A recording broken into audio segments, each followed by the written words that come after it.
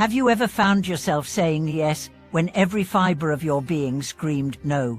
Have you ever agreed to do something out of guilt, fear, or the need to please, only to end up overwhelmed and drained? Welcome back to the channel where we uncover the subtle wisdom that shapes our lives. I'm your host, and today we are going to explore one of the most empowering yet underused words in the English language. Oh. This simple word holds immense power. It's a boundary, it's a declaration, it's a doorway to peace. And yet, for so many, saying no feels like an act of betrayal toward others, toward expectations, toward the roles we think we must play. But what if saying no is actually the most honest, loving thing you can do? What if it's the key to reclaiming your time, your energy, your sanity? Let's dive deep into the transformative practice of saying no, not from a place of anger or rebellion, but from a space of clarity, self-respect, and inner wisdom. Many of us were raised to believe that being agreeable equals being kind, that the path to connection lies in being helpful, accommodating, and ever available. So we become the person who never declines an invitation, never pushes back against a request, and never wants to disappoint. On the surface, this seems generous, but underneath, it breeds resentment, exhaustion, and a loss of identity. Here's the truth: every time you say yes to something that doesn't align with your values or priorities, you are saying no to yourself. You are saying no to your needs, your rest, your passions. Over time, these small betrayals accumulate, and you begin to lose touch with who you really are. Consider this example. Emma, a talented graphic designer, found herself constantly overcommitting. She'd take on extra work, agree to social gatherings she didn't enjoy, and always answer her phone, even at the expense of her peace. One day, she reached her breaking point. Exhausted and burned out, she finally admitted, "I've been living everyone else's life except my own." Her recovery began with 2 letters, NO. Slowly, she started setting boundaries. She turned down unnecessary tasks. She prioritized rest, and for the first time in years, she felt like herself again. Learning to say no is not about becoming selfish or aloof. It's about becoming sovereign over your life. It's about realizing that your time and energy are limited resources, and not everyone deserves access to them. In psychology, this concept is tied to assertiveness training. Assertiveness is the ability to express your feelings, needs, and boundaries without aggression. It's not passive, it's not aggressive, it's clear, calm, and confident. And studies show that people who practice assertiveness experience lower stress levels, healthier relationships, and greater life satisfaction. The art of saying no begins with awareness.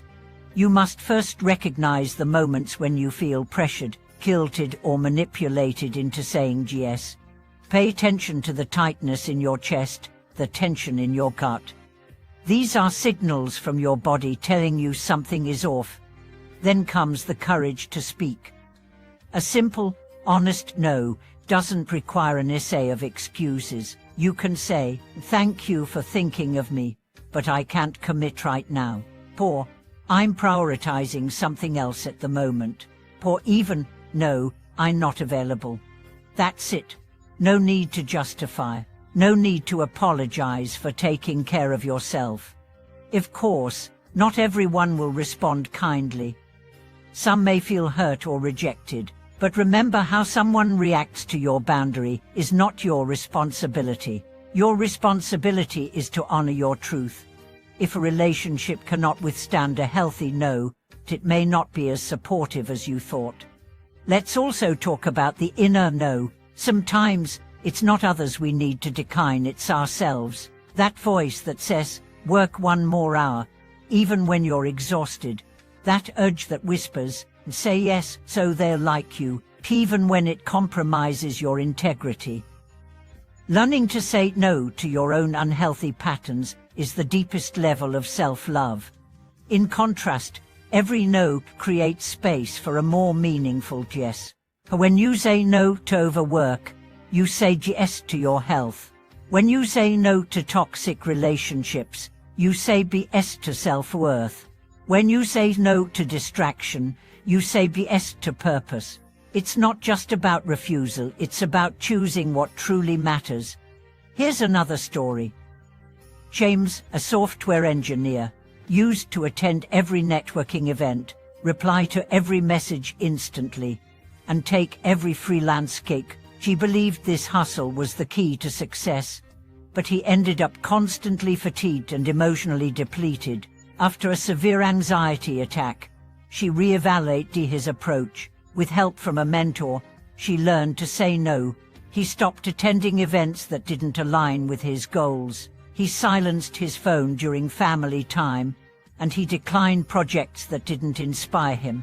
The result, his work improved, his relationships deepened, and he discovered a profound sense of calm he never thought possible. Saying no is also a spiritual act. It's a declaration of faith that your worth is not tied to your availability, that your value doesn't depend on being everything to everyone. It's a quiet rebellion against the culture of overdoing, overgiving, overextending. It's a return to balance. As you practice this art, you'll notice something remarkable. You begin to trust yourself more. You feel safer in your own presence. Your energy becomes more focused. Your decisions become more aligned, and people begin to respect your time, not because you demanded it, but because you modeled it. So, if you're someone who struggles to say no, begin small. Decline one non-essential meeting. Say no to one favor you can truly afford to give. Set one evening aside for yourself. Then build from there. With each no, you reclaim a piece of your life. And remember, saying no isn't shutting doors, it's opening the right ones. Let's open a conversation in the comments. What was the hardest no you've ever said? What did it teach you? Or, where in your life do you need to say no more often? Share your reflections and support each other in this brave journey toward clarity and peace. And if you found this video helpful, don't forget to like, subscribe, and leave a comment. Your presence means the world to us.